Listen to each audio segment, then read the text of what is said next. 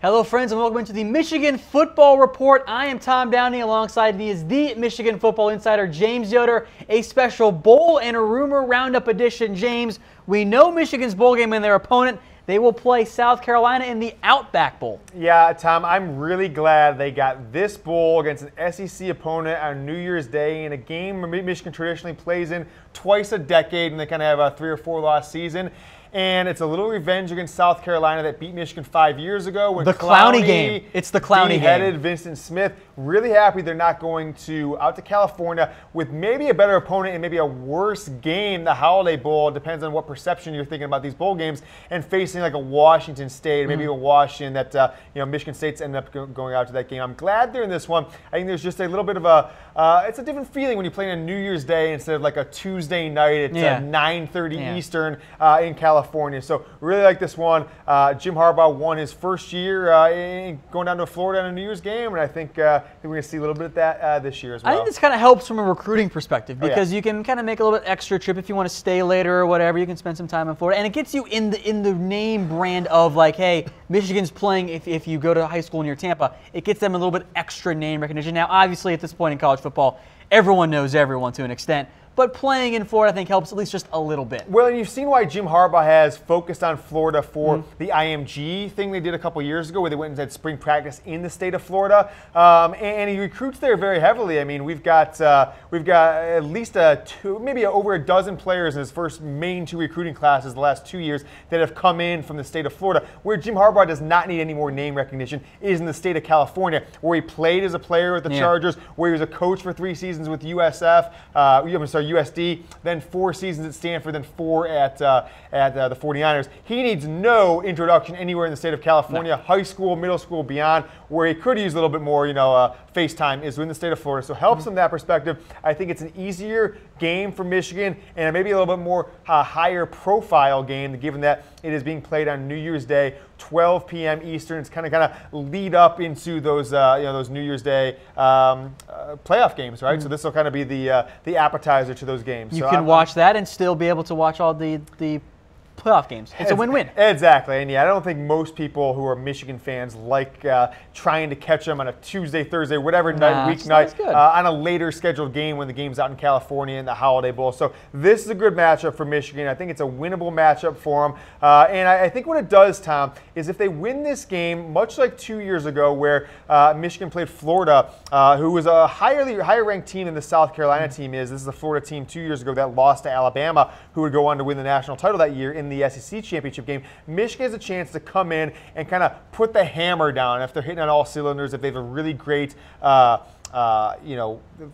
bowl season practice sessions. And what Jim Harbaugh's got to be telling this team is, look, guys, we're not having a 5-loss season on my watch. And if you get everybody focused on what the task at hand is, it's beating South Carolina, and you have these great practices, you get freshmen, many of whom are now playing a big position, a big role in this team, you kind of go into spring with a lot more momentum than a loss would if you went out to the Holiday Bowl and maybe lost to Washington State, Stanford. It ultimately ended up being Washington State, I believe, that's playing to Michigan State, but you didn't know who that game was going to be against. So I think that this is the best matchup they could hope for. You weren't going to go to the Capital One Bowl because Michigan has hit the limit on going there too many times recently, and even if they were going to go to it, I don't think they deserve to go to that one, which is a higher tier bowl than the Outback. So this is where they're at. We're at the Outback Bowl versus South Carolina, just like after the 2012 season. There's the reaction poll there up on your screen, folks. Once again, I am Tom Downey. Alongside me is the Michigan Football Insider, James Yoder. We mentioned the bowl. We'll keep that breaking news bar up kind of throughout the show.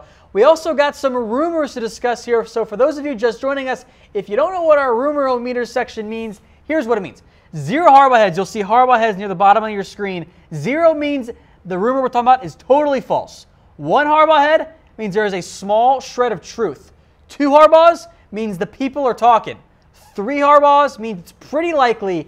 And 4 Harbaughs means it's a fact. F-A-C-K. That leads into our first rumor, James, that Wilton Speight will be in street clothes for the bowl game with Michigan.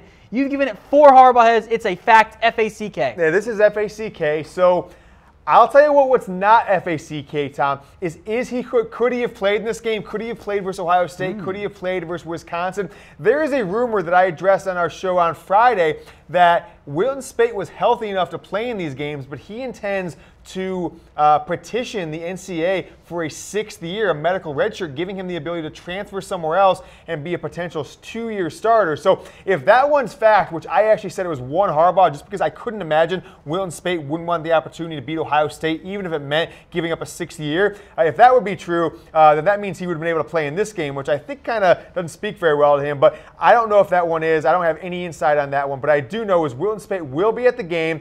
He is going to commit to another school within the next 3 weeks, Tom. There is a December signing period this year coming up about a week before Christmas, and Wilton Speight will go ahead and that's kind of is going into rumor number 2, thank you, is he will commit to a team before Michigan's bowl game, December 19th, 20th time period. And that's the reason for that is to allow him to kind of get the one leg up on a potential incoming freshman who might go into the February recruiting class period, or for any of these schools who are looking for somebody like him not to take somebody else. So he doesn't want to wait until middle of January when he's got to enroll somewhere to go somewhere. If he has a target school in mind, he wants them to know, hey, you've got my letter of intent, I'm coming to you. So he's not going to practice in Michigan. He's going to be focused on that new school, and but it's kind of like a send off to his coach Jim Harbaugh and his good friend John O'Corn, who will be the backup for this game. He's going to be on the sidelines supporting the team. But we can go ahead and talk about this one that we just put up on screen if you'd like.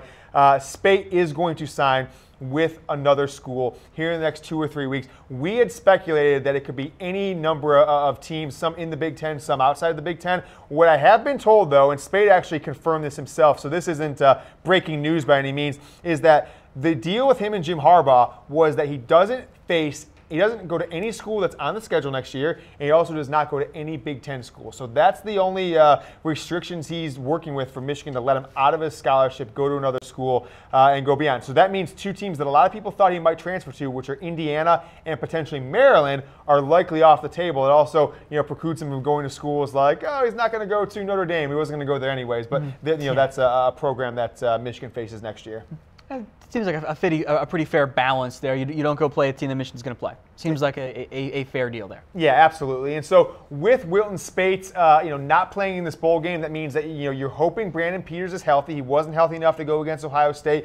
Look, if it's John O'Corn again, I think that this Michigan team is going to have a tough time beating anybody, let alone South Carolina. But I'm hoping it's Peters. He's going to get the opportunity to cement kind of his place as the starting quarterback going into this offseason. If it's O'Corn, then I don't know if you're going to learn much of anything about this team going into the bowl game. All right, you saw the 4 Harbaugh heads. Here's what that means. We have our rumor-o-meter here. 4 Harbaughs, meaning it's a fact. F-A-C-K, 0, it's totally false. 1 Harbaugh head, there is a small shred of truth. 2 Harbaugh heads means the people are talking, and 3 is pretty likely. That brings us to our next rumor, that Ole Miss starting quarterback Shea Patterson considering transferring to Michigan. 3 Harbaugh heads now. Tom, there has been quite a bit of misinformation put out there. I actually think the misinformation, as crazy as this sounds, has been done by Michigan themselves. I think they have had a good amount of time to get the information they needed, both from the NCAA, the Michigan Compliance Department, and kind of discuss it with the families of Brandon Peters and Dylan McCaffrey. I mean, Harbaugh clearly wants this guy, and it sounds to me, Tom, like he wants Michigan. His dad has come out in the last couple of years saying he always thought that Shea Patterson would play at Michigan or Notre Dame. He told, Shea Patterson told SEC media just this past offseason after his freshman year that he always dreamed of playing in the big house. And it sounds like a lot of his family in Toledo, where some of his father's family is from, has attended a bunch of Michigan games this year and in the past. And they have been leaking out rumors. There's one Toledo sportscaster, a TV guy, who kind of seems to be out in front of this that we've gotten some information on. And he basically has come out in the last 2 days. He's the one that broke this story that went kind of national yesterday, that Patterson has gotten approval to not only talk to teams, but have teams talk to him from Ole Miss so he can transfer. Now, here is the deal, right? Michigan does not want him if he has to sit out a year. They probably shouldn't want him, because all that's going to do is potentially stunt your program a year from now, right? You're not going to want to start McCaffrey or Peters as a redshirt sophomore, redshirt freshman next year for either one of those guys. Then have a guy like Shea Patterson come in and win the job for just 1 season. I guess Patterson could potentially play 2 seasons if he had to sit out a year. I don't think that's what you want to do. So on the surface, Patterson is not eligible to play next year. So, wow, Michigan's not going to look at him. Of course not. But what we're hearing is that both him and multiple other Mississippi players independently and then kind of as a collective are going to all petition underclassmen at Ole Miss who want to transfer are going to collectively or individually petition the NCAA to get an answer this month whether or not they can play because of the sanctions. So they're going to kind of appeal the fact that they can't play. And then if they are denied that petition by the NCAA, Tom, I have heard there is talks of the group coming together, hiring a lawyer, and suing the NCAA for the opportunity to play next year. That includes guys like Shea Patterson, of course, and it includes Greg Little, who was a top five-star player overall in the country 2 years ago, the same class as Peters, Shea Patterson, Rashawn Gary was the #1 player over in that class. Don't be surprised if Michigan takes a swing and tries to get Greg Little as well. Now, huge get. If Patterson comes in, Tom, and he's able to play next year, I think the approach from him and Michigan is that it is a one-year thing. I am coming to Michigan to go straight to the pros after my 3rd year. I am there. So what you do with that, if you communicate that to Peters and McCaffrey, I think you can get those guys to stay. They know they've got multiple years of eligibility after Patterson is gone. And I don't think you necessarily risk the fact of any sort of revolt of players, especially guys who were their friends or those players or their families going to seek opportunities elsewhere because they have to sit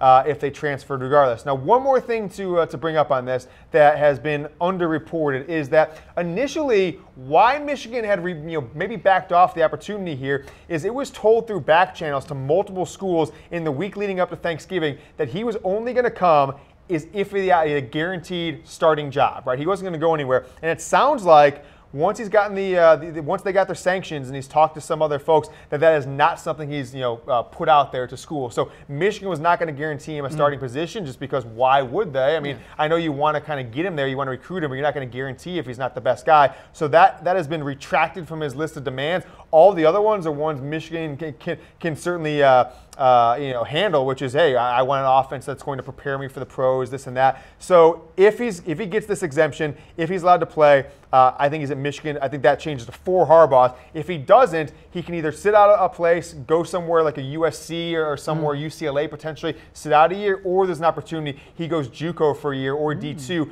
plays instantly, and then tries to enter the NFL draft after next season as well. So that's kind of where we're at with Shea Patterson. I will say this, Tom, if he gets that exemption, and it's not going to be him or nobody, it's either going to be all the Ole Miss players who are sophomores, freshmen, or it's going to be none of them. They're not going to do it individually. If he plays next year, and with what Michigan's got coming back, you got Treek Black coming back from injury, Downey Peoples-Jones. A lot of great defensive talent. Yeah, you've got Higdon on the defensive side. You've got potentially Winovich, Gary, Long, Devin Bush. Michigan is the favorite in the Big Ten, Tom. I would be surprised to see them top 3 to start the year, even after a down year like this, because that's the level of player Shea Patterson is. He was the #1 high school football quarterback recruit in the class of 2016. That also included Brandon Peters. Let's put up some great numbers at Ole Miss. You guys see the breaking news bar at the top there. We know Michigan's bowl game and opponent. They will face South Carolina in the Outback Bowl January 1st at noon Eastern. James, what are you expecting from this game? Well, I'm not expecting much as far as seeing something that we haven't seen out of this Michigan team, which is great defense and very rudimentary offense. But